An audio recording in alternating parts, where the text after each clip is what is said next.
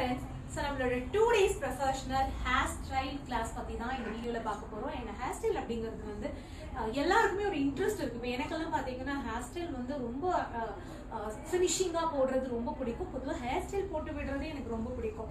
But starting ஸ்டேஜ்ல வந்து நிறைய ப்ராப்ளம்ஸ் வந்து ஃபேஸ் பண்ண வேண்டியது இருந்துச்சு.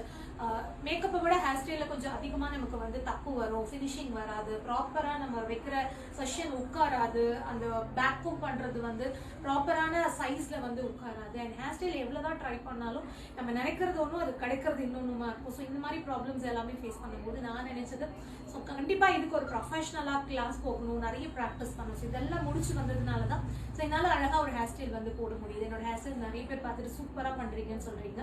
ஸோ உங்களுக்கும் அந்த ஹேர் ஸ்டைல்ல வந்து ப்ராப்பரா அதுக்கான டெக்னிக்கை லேர்ன் பண்ணிட்டு நீங்களும் வந்து நல்லா ஒரு ஹேர் ஸ்டைல்ஸ் போடணும், உங்க பிரைட் எதிர்பார்க்குற மாதிரி எல்லாம் உங்களுக்கும் வந்து ஹேர் ஸ்டைல் போட நீங்க கத்துக்கணும் அப்படின்னா இந்த 2 days கிளாஸ் உங்களுக்கு ரொம்பவே யூஸ்ஃபுல்லா இருக்கும். ஏன்னா நிறைய ட்ரிக்ஸ் அண்ட் டெக்னிக் நான் இதில் கவர் பண்ண போறேன். அண்ட் கம்ப்ளீட் ப்ராடக்ட் நாலேஜ் எல்லாமே வந்து வரப்போகுது.